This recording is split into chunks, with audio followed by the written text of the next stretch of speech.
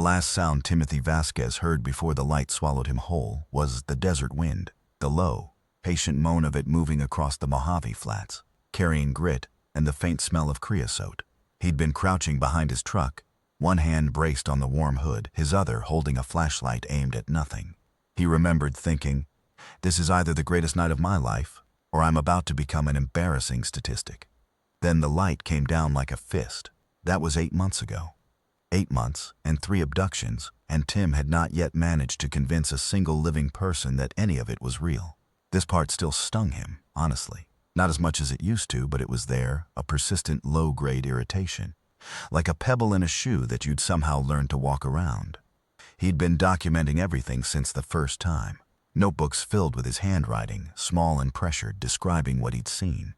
Sketches of the ship's interior, the curved corridors, the amber lighting that seemed to come from the walls themselves, the way the crew moved with a deliberate, unhurried economy, like surgeons who had long since stopped being surprised by blood. He had photographs of the landing site, the glass-fused sand where the heat had melted the desert floor to a mirror. He had a scar on his left forearm that he could not explain, a shallow divot, slightly raised at the edges, in the precise geometric shape of a hexagon. Nobody cared about the hexagon. That was the part Tim found genuinely baffling. If someone showed him a hexagonal scar and said aliens did this, he would at least ask follow-up questions. He would say, "Tell me more about the hexagon." He wouldn't just change the subject to whether Tim was sleeping okay or whether he'd thought about seeing someone professional. He was sleeping fine, for what it was worth. He was eating fine. He went to the gym 3 times a week. He was a brown belt in judo, had been since his mid-20s, and he still drilled 2 evenings a week with a small club that met in a church basement in Victorville. He had a job, steady enough, driving long-haul routes for a refrigeration company out of Barstow. He paid his taxes. He had friends, or what passed for friends, people who called sometimes, people who showed up when he organized desert nights, who would stand around a fire with him and look at the sky, though they mostly looked at the sky while surreptitiously looking at Tim. He understood this. He even found it endearing sometimes. Most nights. Tonight was not one of those nights. He was sitting in the kitchen of his double-wide, the notebook spread across the table, a mug of coffee gone cold at his elbow. Outside, the desert pressed against the windows. The sky was salted with stars. He could see the edge of the Milky Way through the window over the sink, that faint bruise of light that people in cities never got to see. Tim looked at it and felt, as he always did, the complicated mix of longing and relief that was the baseline condition of his life out here. He was alone. He was always alone now, in a way that had nothing to do with other people being absent. He knew something they didn't know, and the weight of that knowing was, some nights, genuinely enormous. He opened the most recent notebook to the last entry and read back over it, though he'd written it himself less than a week ago. Third contact. Duration of contact approximately 4 hours by my watch, though they tell me, and I believe them now, that the subjective experience of time aboard their vessel is not accurate. What I experienced as 4 hours may have been 12, or may have been 40 minutes. The light inside their ship does not change. There is no rhythm of day or night. They exist outside of that particular human architecture, and I think for a long time I didn't understand how fundamental that difference is. They are not hostile. I want to be absolutely clear about this in my record. Whatever anyone is going to say about me, whatever the professional consensus will eventually be about Timothy Vasquez of Barstow, California, I want at least this on record. They are not hostile. They are curious. They study. They observe. They are, and I am going to use this word carefully and mean it precisely, fascinated. Not by our technology, not by our cities, not by our wars or our art or our literature, though they seem aware of all of these things in the way that a biologist is aware of the internal chemistry of a specimen. What they are fascinated by, what brings them back and brings them back, is something more specific than any of that. They are fascinated by what it means to be inside a human body. This was not, when Tim first understood it, the revelation he'd hoped for. He'd imagined, as most people imagine, that if aliens came, they would want to meet our leaders, or download our internet, or take soil samples and leave. He had not imagined that the central compelling question of an interstellar civilization might turn out to be something so small and interior and strange as the lived experience of a human nervous system. But there it was, 3 contacts in, and every session had circled back to the same territory. Sensation, experience, the translation of physical existence into meaning. They were trying to understand what it felt like to be Tim. He closed the notebook. Outside, a coyote called once from the direction of the dry wash and was not answered. Tim picked up his cold coffee, considered reheating it, put the mug back down. He was 41 years old. He had brown eyes, a nose that had been broken twice, once in a judo tournament, once in a parking lot outside a bar that he preferred not to think about, and the kind, weathered face that came from 20 years of driving in sun. He was not a dramatic person by nature. He did not exaggerate. He kept records. He was, despite the circumstances, a reliable narrator of his own experience. This he believed about himself as surely as he believed anything.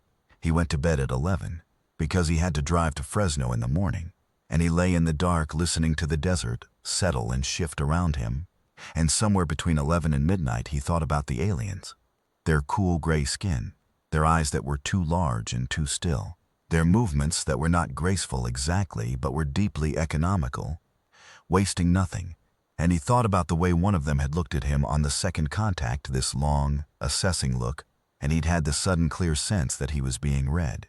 Not his mind, something older and more particular than that, the architecture of his discomfort, the engineering of his loneliness, the specific human texture of a man who knows something true and cannot make it land.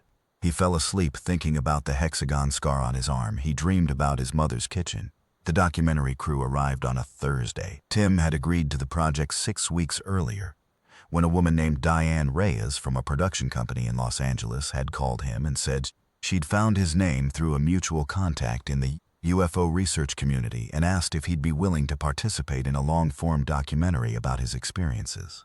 He'd said yes almost immediately, which in retrospect he understood was a sign of how hungry he'd gotten for someone to actually listen.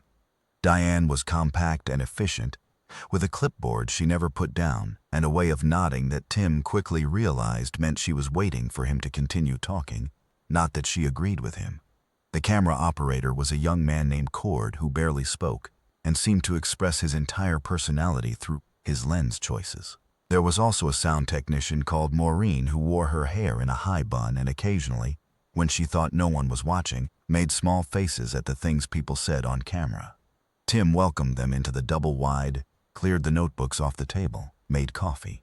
He gave them the tour, kitchen, the narrow living room with the topographic maps pinned to the wall, the bedroom he'd converted into a workspace, every surface covered with documentation, the photographs of the landing sites, the soil samples in labeled glass jars, the sketches, the scar. This, he said, holding out his left forearm, is the hexagon. Diane nodded.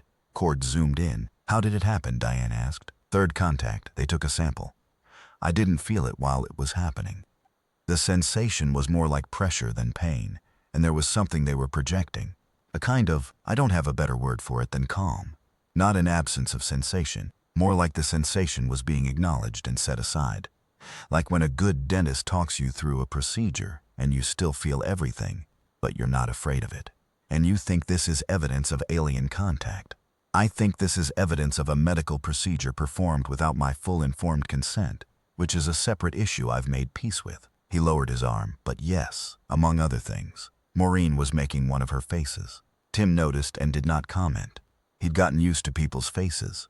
What he had not gotten used to, and what he thought about on the drive to Fresno and back across the long, straight, bleached miles of the I-5, the San Joaquin Valley shimmering with agricultural heat, was the specific quality of being around people who were trying to be kind while believing you were wrong. There was a particular kind of loneliness that lived right at the intersection of genuine warmth and fundamental disbelief. His sister had perfected it. His brother had never quite mastered the warmth part. Matthew from the judo club had what Tim privately considered the most sophisticated version. Total affectionate engagement with Tim as person, combined with a total sealed door where the alien question lived. Tim pulled off the I-5 at a rest stop near Button Willow and ate a gas station sandwich in the cab of his truck and thought about the question of evidence. He had plenty of evidence. He had the glass-fused sand, the hexagon scar, 37 photographs, 9 notebooks, a detailed account of the vessel's interior, written from memory within 20 minutes of each return, and 4 recorded conversations with witnesses who had seen the lights on the nights in question, though none of them had seen the abduction itself. He had chemical analysis of the soil samples, run by a lab in Phoenix whose technician had noted some unusual metallic particulates but had not been able to identify their origin.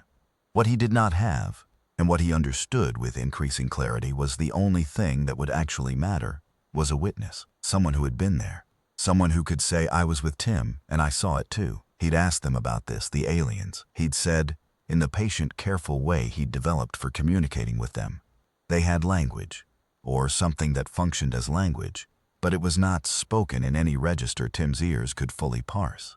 And what he understood came less through his ears than through some other channel. Like the meaning arrived separately from the sound, he'd said, "I need someone to see. I need corroboration." They had considered this. There was a long exchange he couldn't follow between two of the crew members. The one Tim thought of as the lead, who was slightly taller and whose stillness was deeper, and the one he'd named Mira in his notebooks, who was smaller and whose movements were more expressive, who was the one who most seemed to want to understand him. Mira was the one who had looked at him with that reading look.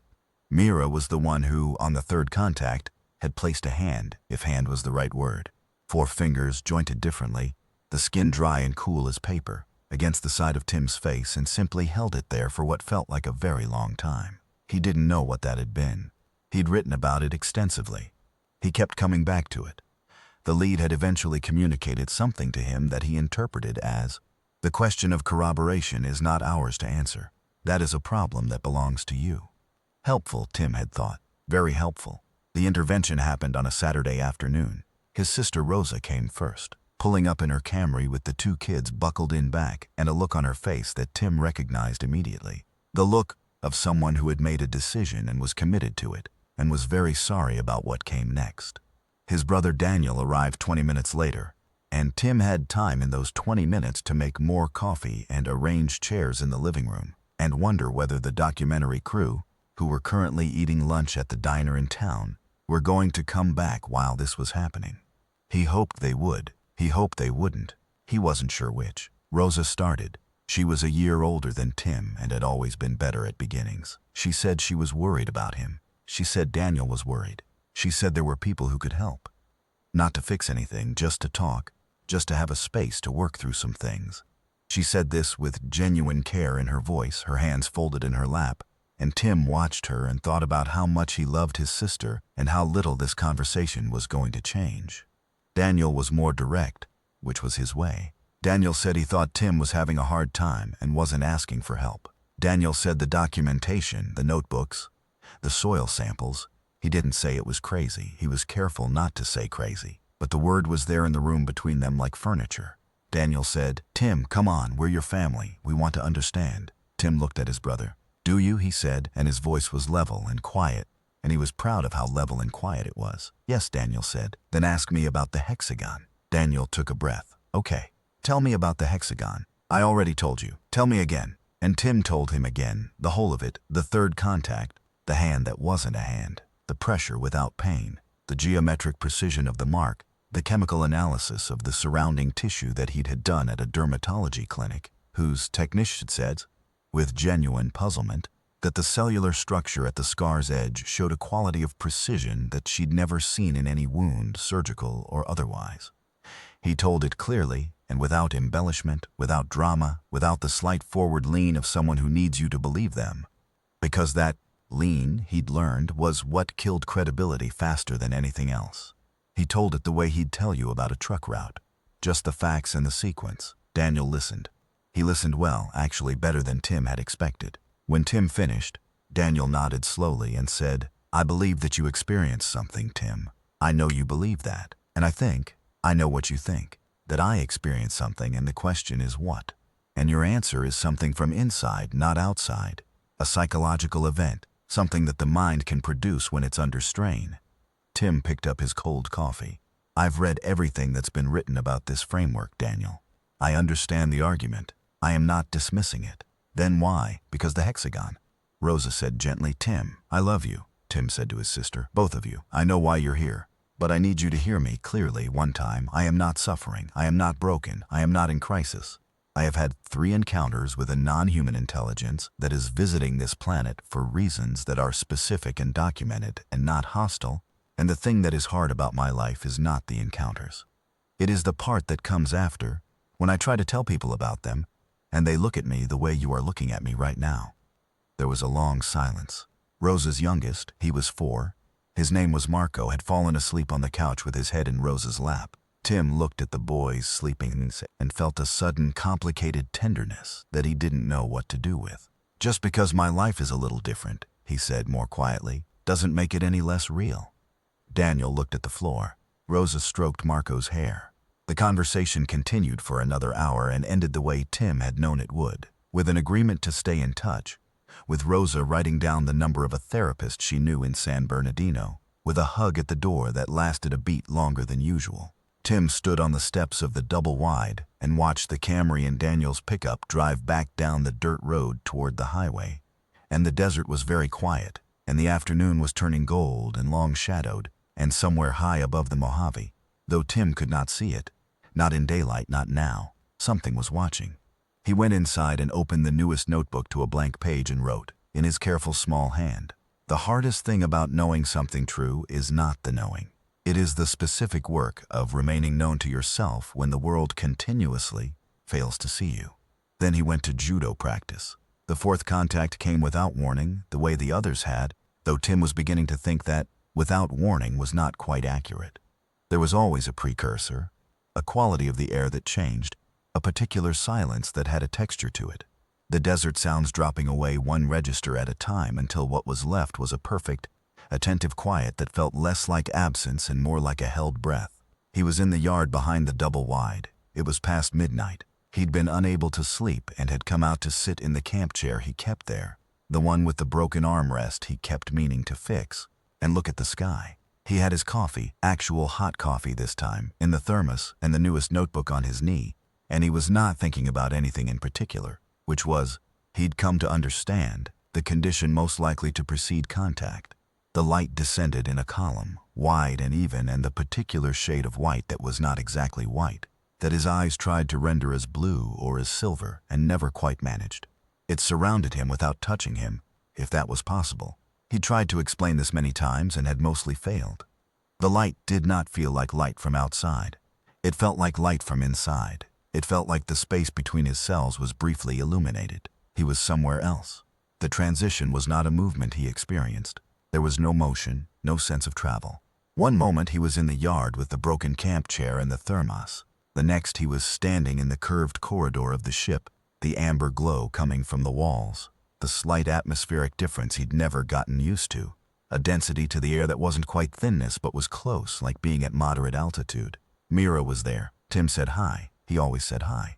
He'd started doing it at the second contact because the silence of arrival felt rude to him, like entering a room and not acknowledging you'd arrived, and by now it was habit. He didn't know if Mira understood the greeting as greeting. He suspected Mira understood more than Tim could fully parse. Mira moved, that economical motion nothing wasted, and stood close enough that Tim could see the full iris eyes, no white, the color of deep water, and he had the familiar sensation of being examined through more dimensions than he was comfortable with. "We need to talk," Tim said, "about the corroboration problem." He had thought about this on the drive to Fresno, and on the drive back, and on approximately 40 additional hours of truck driving since then.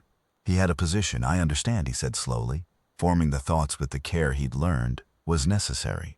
There was something about intention and precision that improved transmission. That you can't make someone see what you don't want them to see. I understand that there are reasons you're selective. I'm not asking you to change your operating parameters. What I'm asking is whether there is any mechanism, within whatever framework you're using to make decisions about visibility, by which a second witness could be brought into a contact event. Mira was very still. "I'm not asking because I need validation," Tim continued. "I know what I know. I've known for 8 months and the knowing hasn't diminished. But there are people." He paused, thinking of Rosa, of Marco asleep on the couch, of Daniel's careful not crazy. "There are people in my life who are genuinely worried about me, and that worry is real, and I don't want to dismiss it. And I think the cleanest way to address it is a witness. One witness, someone I choose." The lead appeared at the far end of the corridor. There was a long exchange that Tim couldn't follow. Then Mira turned back to him and Tim understood, through whatever mechanism it was that understanding arrived, that the answer was not exactly yes, but it was not no either. It was something more conditional. A question back. Not whether, but who. Tim thought about it. My sister, he said. Rosa. Another long pause. Another exchange with the lead. Then, an agreement. Tentative, Tim understood conditional on something he couldn't fully parse. Some assessment he was not party to. Some evaluation that presumably concerned Rosa herself. But an agreement. He sat down on the floor of the corridor. There were no chairs. He'd asked about this once, and the response had been something he interpreted as puzzlement at the question, as if the concept of specifically designed surfaces for sitting was an interesting artifact of bipedal anatomy, and he said, to no one in particular, since Mira had moved away to do something Tim couldn't see, I've really come to embrace these interactions. And you could even say that we're friends. Somewhere in the ship's amber-lit silence, he thought he heard something that might have been the equivalent of a response. He ate a protein bar he'd had in his pocket. This had become a habit. Bringing snacks, he couldn't explain why, and waited. Here is what Tim Vasquez knew about the aliens that no one believed. He knew that they had been visiting Earth for longer than the modern period, and probably longer than the human period. The evidence for this was subtle and indirect, and he'd not put it in the notebooks because he didn't want to strain credulity further, but it was there in things Mira had communicated. The patience of the project, the depth of the database, the sense of looking at human beings the way you look at a long-running experiment, with the attention and care of something invested. He knew that they did not experience pain in the register humans experienced it. Their nervous systems were organized around a different primary input, something closer to thermal and electromagnetic sensitivity than to the pressure pain axis that organized human sensation. This was why they found the human body so remarkable. The density of the human pain response, the degree to which human beings organize their behavior, their emotions, their cultures around the fact of physical vulnerability. This was extraordinary to them, not pitiful. Extraordinary. He knew that there were debates among them about the project, the observation project, the contact program, and that the debates were old and unresolved. There was a faction he thought of as the counters, who believed the observation should remain pure, non-interactive, who were concerned that contact corrupted the data. There was a faction he thought of as the curious, who believed that interaction was the only path to real understanding. Mira was curious. The lead's position was more complicated. He knew that they could experience human emotion, not directly, not through some mystical empathy, but through a process he'd come to think of as modeling. They built internal models of human experience based on observation and contact data, and the models were good enough that they could generate something like the emotional response. A simulation that was, Tim suspected, genuinely felt and not merely computed. Mira had modeled loneliness once in his presence. He knew this because Mira had told him in the slow, careful exchange of their communication, and the telling had been accompanied by something Tim could only describe as the shape of the experience pressed against the edge of his understanding. He knew that they were not going to save humanity or destroy it or uplift it or colonize it. These were not the terms of their interest. The terms of their interest were smaller and, Tim had come to believe, stranger and more valuable. They were trying to understand what it meant to be the kind of creature that could know it was going to die and keep making breakfast anyway. He knew that they had never, in all their records of contact, which were old and extensive, encountered another species that dealt with its own mortality in quite the way humans did. Not denial, not acceptance, not worship, not philosophical neutrality. Something that didn't have a clean name. The mourning anyway thing. He knew that the first question Mira had ever communicated to him, on the first contact, was not where are your leaders, or what is the structure of your civilization, or do you have weapons? It was, what is that sound you're making? He'd been humming.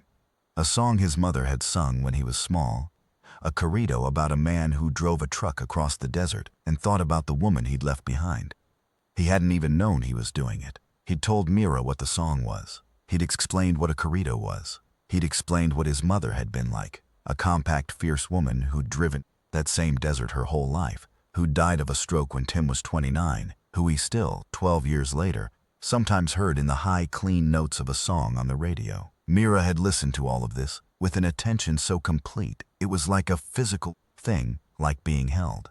He still didn't know entirely what Mira had done with it, but he believed, and this was the thing he was most certain of, the bedrock belief on which all the rest rested, that it had mattered, that it had changed something in Mira's model of human experience. that somewhere in an amber-lit ship moving through the dark above the Mojave, an alien intelligence had arrived at some new understanding of grief and love, and the songs people sing when they're alone in the desert, and that this understanding was worth having, and was worth the work of trying to explain it, even to people who looked at you like you needed help. This was Tim's truth. This was his reality. He was going to prove it. He called Rosa on a Tuesday. He'd spent 2 weeks thinking about how to have this conversation, running it in his head while driving, during the long, flat, hypnotic miles, the radio down, the desert going past. He'd thought about what to say and how to say it and what the likely responses were and how to respond to those responses, the way he planned a new route. Anticipate the conditions, know where the turnoffs are. Don't panic when things go differently than expected. "I need a favor," he said when she picked up. "Tim." Her voice was careful, the way it had been since the intervention. "Not that kind of favor. I'm not asking you to believe anything. I'm asking you to do something." A pause. "Okay, come out to the desert with me. One night, just you, not Daniel, not a crew, not anyone else. Come out on Friday night and stay until Saturday morning and watch the sky with me." Another pause, longer. "Tim, I know what you're going to say. You're going to say it won't change anything. That even if nothing happens, you'll still be worried. And even if something does happen, you'll find a way to explain it that doesn't involve aliens. Because that's the rational position and you're a rational person. And you're right about all of that. But I'm asking you to come anyway, because I'm your brother and I need you there." She was quiet for a long moment. "What about Marco? Daniel can take Marco for one night. Daniel's going to think what Daniel thinks. That's his right. I'm not asking Daniel." He heard her exhale, slow and controlled, the specific exhale of someone who has already made a decision and is just catching up to it. "Friday," she said. "I'll be there by 8. "Thank you," Tim said. He meant it with his whole body. He spent the rest of the week preparing. He cleared the yard of anything that could trip someone in the dark. He put new batteries in both flashlights. He bought good camp chairs, 2 of them, from the outdoor store in Victorville, with armrests that worked. He made a playlist of the corridos his mother had sung, the ones he could remember, plus some other music Rosa had liked when they were young, and he loaded it on his phone in case they needed something to listen to during the long, waiting stretches. He did not tell the documentary crew. He thought about telling them and decided against it. This was not for the camera, not yet. On Thursday night, he sat at the kitchen table with the newest notebook and wrote, "Tomorrow my sister comes. I don't know if anything will happen. I've been trying to prepare for both outcomes, contact and no contact, and I noticed that my preparation for the no contact outcome is thinner, which tells me something about how much I'm counting on this. I should be more prepared for nothing to happen. I should want the evidence for her and not for me. I think I do want it for her. I think I want her to see what I have seen and to know that her brother is not broken." He stopped writing. He looked out the window at the stars. "I want her to see Mira," he wrote. "I think that might be all of it, actually. I want her to see Mira and understand that what I've been trying to say for 8 months is not a symptom. It's a relationship. It's imperfect and strange, and it exists at a distance I can't quite close, but it's real. And it's changed me, and I'd like someone who loves me to be able to see the thing that changed me and say, yes, I understand now. I see why." He closed the notebook. He went to bed and slept the untroubled sleep of a man who has done what he can and has given the rest over. Rosa arrived at 8:10, headlights sweeping across the yard as she pulled in. Tim was already outside, the camp chairs set up, the thermos full, the night enormous and brilliant above them. She got out of the car and looked up immediately. He'd always loved this about her, how she could not resist the sky, and said, "God, I forgot how many there are." "City lights," Tim said. "I know." She wrapped her arms around herself. It was cold, the desert cold that arrived with the dark and meant business. "Marco cried a little when I left. He'll be fine. I know he'll be fine." She let Tim hand her a mug of coffee. "Daniel texted me 3 times already." "What did you tell him?" "That I was doing something for my brother and I'd check in tomorrow." She sat down in the camp chair with the intact armrests Tim had given her, the better one, and held the mug in both hands. "He's worried, I know, so am I know that too." They sat in the quiet for a while. The desert made its sounds, the small shufflings and the far coyote and the wind in the dry brush, and the stars turned imperceptibly on their ancient track, and Tim drank his coffee and did not look at the sky with his usual anxious scanning. He looked at his sister's profile, the familiar shape of her, and thought about the corrido their mother had sung the truck driver in the desert, and felt something he didn't have a name for in English, though he thought maybe the Spanish was closer. The specific ache of presence. Being here, being with someone, knowing the time is finite and the night is short. "Tell me again," Rosa said, "from the beginning. You've heard it. Tell me like I haven't." Tim set down his mug. He thought about where to start. Not the evidence, not the notebooks and the hexagon and the glass-fused sand. The experience, the truth of the thing. "The first time," he said, "I was out here alone. It was about 2 in the morning. I'd been having a bad stretch. The company had cut my route. I was behind on the truck payment. Mom's anniversary had just passed and I hadn't handled it as well as I thought I would. I came out here because the sky helps." That sounds stupid. It doesn't sound stupid. I was sitting in the old camp chair, the one with the broken armrest, and I was just looking up, not thinking about anything, and then there was this silence, not quiet, silence, like the sound turned off, and then the light. He told it the way he'd told it 100 times, but this time he was not trying to convince her. He was not leaning forward, not watching her face for signs. He was just telling her what had happened, the way you'd tell someone about a long drive through beautiful country. Not to persuade them it was beautiful, just to describe it truly. He told her about the first contact and how strange it had been, how alien, in the exact literal sense. He'd been afraid. He was honest about the fear, a cold, complete fear that was different from the fear of human threats because it had no familiar shape. He told her how the fear had changed, over the contacts, into something less like fear and more like the feeling you have at high altitude, where the thinness of the air reminds you of how contingent your ordinary experience is. And this reminder is somehow not terrifying but clarifying. He told her about Mira. He told her about the hand against the side of his face. He told her about the corrido. Rosa was very still in her camp chair. Her coffee had gone cold. The stars turned above them, and Tim's voice went on, and he did not rush it, and he did not need her to respond. And while he didn't know when it began, he noticed that she was crying quietly, not as a reaction to anything specific he'd said, but in the way people cry when something settles in them, when some structure of resistance finally gives way. He stopped talking. He waited. "I don't know if I believe you," she said at last, and her voice was steady even with the crying. "I'm being honest, I don't know. I know. But I believe that you're telling me exactly what happened. I believe you're not. I believe it's real to you. And I believe you're not. I know what you mean." She wiped her face with the back of her hand. "The part about Mom? The corrido?"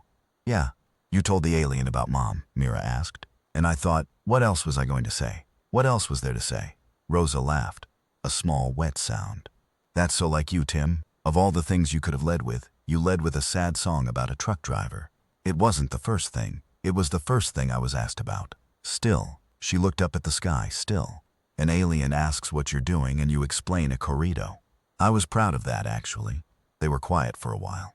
The desert went on in every direction, and the stars were enormous. And somewhere in Tim's chest there was something that had been wound tight for 8 months, and was, very slowly, beginning to ease. "I've seen them with my own eyes," he said, "and they've seen me too, with their oversized eyes." Rosa turned her head to look at him. "I've been waiting to tell someone that for a long time," he said. She started to answer, and then the silence came. Not the ordinary desert quiet. The other kind. The kind with texture. The kind that meant the air was changing. Rosa felt it. He could see it in her. The sudden stillness. The way she straightened in the camp chair. The way her hand tightened around the cold mug. She was looking in the direction he was looking, and he did not say anything because there was nothing to say, because there it was. The light. It came from the east, low at first, below where you'd expect, and then rising, and in the rising it changed. Not a single point but a shape. The oval luminescence that Tim had described in 5 different notebooks, and now Rosa was seeing with her own eyes. The not quite white, the depth of it, the way it moved with the specific non-mechanical quality that Tim had never managed to put into words. Not mechanical and not organic, but something else entirely. Some third category of motion that he suspected required a different physics to produce. Rosa made a sound. Tim said, "I know." The light descended toward the flat ground beyond the yard, 100 meters out, and stopped, hovered. The desert around it was illuminated in that interior way, the way Tim had tried to explain. Not shadowed, not directional, just present, like the air between things was briefly visible. Rosa stood up from the camp chair. "Sit," Tim said gently. "You don't need to do anything. Just watch." "Is it?" "Yes, that's the ship. You're seeing what I've been seeing." Rosa was very still. Her face in the ambient light was washed of color, and her expression was, Tim would think about this later, on many later drives. Her expression was the expression of someone at the edge of a very large country they did not yet have a map for. Not terror, not wonder exactly.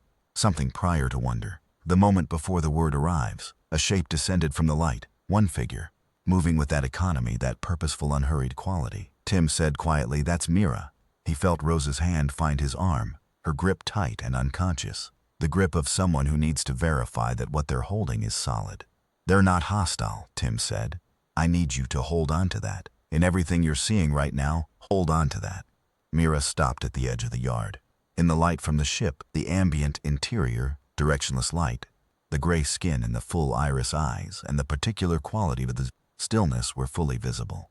Tim watched his sister looking at Mira, and he watched Mira looking at Rosa, and there was a long moment in which nothing moved and nothing was said. And the desert was perfectly silent around them, and Tim felt, the first time in 8 months fully and completely, that his truth had arrived. Then Mira did something Tim had not seen before. Mira extended one hand, the 4 fingers, the different joints, the dry, cool paper skin mop, an offering, not a threat. The gesture was legible across every possible difference. Whatever else divided them, the grammar of offering was apparently universal. Rosa looked at Tim. Tim looked at Mira. "You don't have to," he said to Rosa. "I know," she said.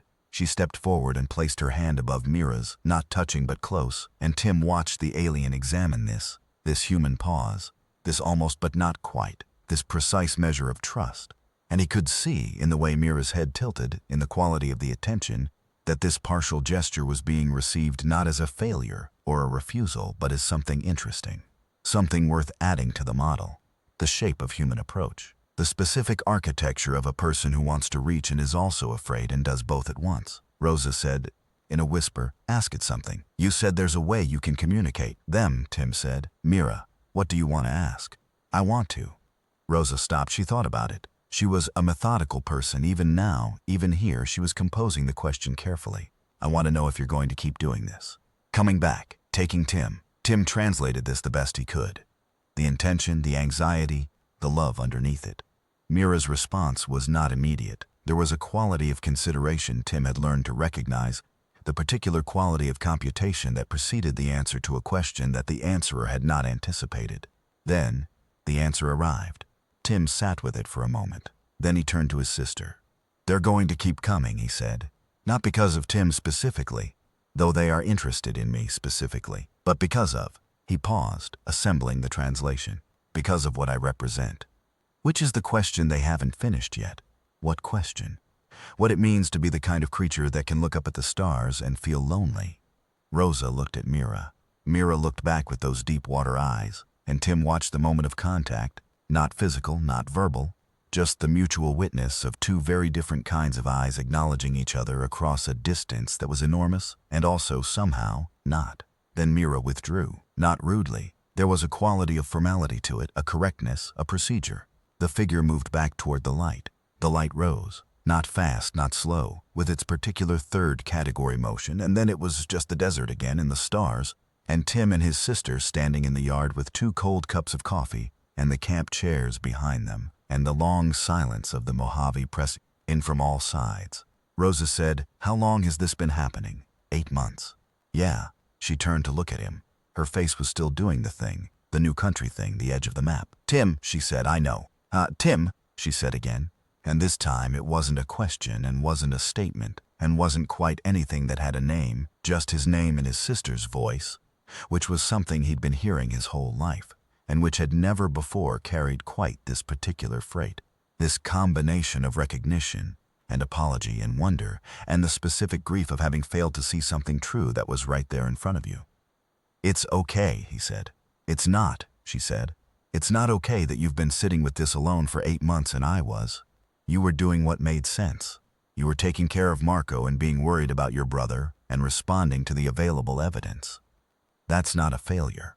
You have a hexagon on your arm. I do have a hexagon on my arm. I'm sorry about the hexagon." He laughed. He laughed properly.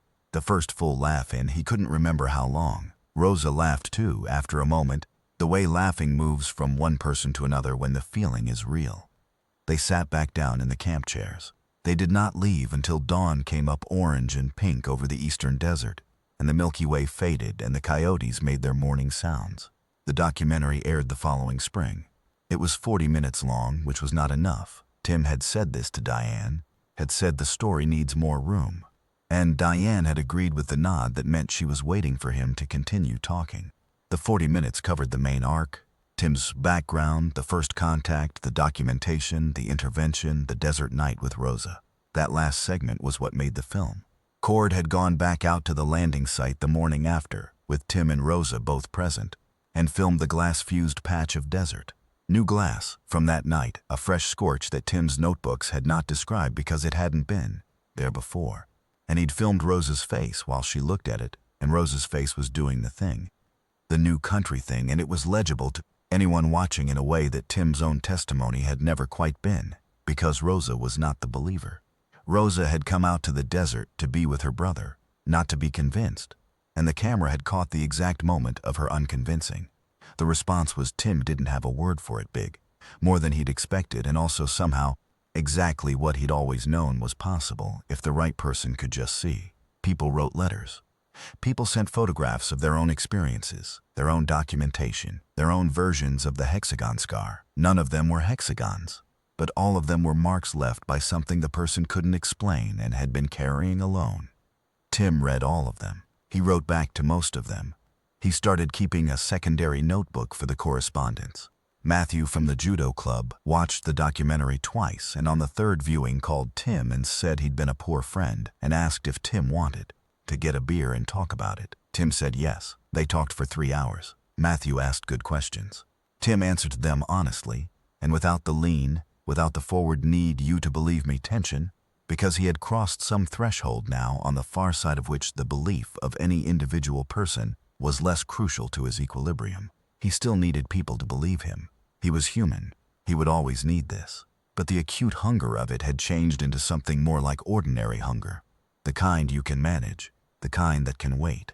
Daniel called on a Sunday. He said, I watched the film. Tim waited. I watched it 3 times. Okay, the glass. The second piece of glass. The new one from that night. I had a guy look at it. A material scientist I know from work. He said the temperature required to fuse desert sand at that granularity is somewhere around 1400 degrees Celsius, and he can't account for it. No, Tim said, he can't. Daniel was quiet for a moment. I don't know what I believe, Tim. That's fine. I believe something happened. That's enough. It's not enough for me, Daniel said, with the bluntness that was his way. The bluntness Tim had always appreciated even when it cut. I want to understand. I don't just want to concede the point and move on. I want to actually understand what is happening to my brother. Then come out to the desert, Tim said. Come out and watch the sky. A long pause. Whenever you're ready. I'm ready now, Daniel said. Which surprised Tim and also did not surprise him at all. Here is the last entry in the 9th notebook, dated some weeks after the documentary aired. Tonight Daniel came out. It was his first time. We sat in the yard in the camp chairs. I got a third one now, also with good armrests. And we drank coffee and I told him everything from the beginning, the full account slowly. He listened the way he always listens, carefully with occasional pushback, questions that were meant to verify, not to diminish. He is a good man, my brother. He needed to be shown. Nothing happened tonight. The sky was clear and full of stars, and the desert was quiet, and we sat there until 1 in the morning, and then we went inside and made sandwiches. And he asked questions until 3. Then he slept on the couch. In the morning he took the long way home instead of the highway, out past the flat where the glass is, and he stopped and looked at it for a while. He told me this when he called from the road. I don't know when the next contact will be. I've stopped trying to predict it. I've stopped a lot of things I used to do. The constant scanning, the edged anticipation, the low-grade vigilance that I used to think was alertness and that I now understand was mostly anxiety. I am still alert, but the quality of the alertness has changed. It feels less like waiting and more like being available, like having your door open. Mira has not communicated anything to me about the question of the counters, the internal faction that wants to end the contact program. I don't know if this will resolve in my lifetime. I don't know the timeline of their debates, which probably run on a scale I'm not equipped to perceive. What I know is that I have been seen by my sister, by my brother, by the documentary, by however many people watched it and recognized something and wrote letters. And I have been seen by Mira, who looked at me with those deep-water eyes and built a model of my loneliness and my grief and my corrido, and who offered a hand palm up in the dark of the Mojave Desert and watched my sister almost touch it, and who added that almost to the record. The human almost, the reach that doesn't quite complete, and who will carry that almost across whatever distances they travel, between whatever stars. I've had my hands full. I've been working. I've been driving the Fresno route and going to judo on Tuesdays and Thursdays, and taking care of the double wide and answering letters and being a brother and a friend and a person in the world. I am an outcast, some people say, an eccentric, a cautionary tale about what happens when you spend too much time alone in the desert. They say this with kindness, mostly. They're wrong, but I understand why. Just because my life is a little different doesn't make it any less real. The stars tonight are remarkable. The whole Milky Way is visible, end to end, the full bruise of it. I am sitting in the camp chair with the good armrests and the thermos and the 10th notebook, and the desert is doing its desert thing, and the sky is doing its sky thing, and somewhere above me, though I cannot see it, something is watching, and the watching is not hostile, and the watching is not indifferent. And what it is, exactly, I have been trying to put into words for 9 notebooks and 1 documentary and 300 letters, and I'm closer now than I was, though I'm not there yet. Maybe the 10th notebook is where I get there. I'm going to take a shower and then I'm going to start it. It's been a few days.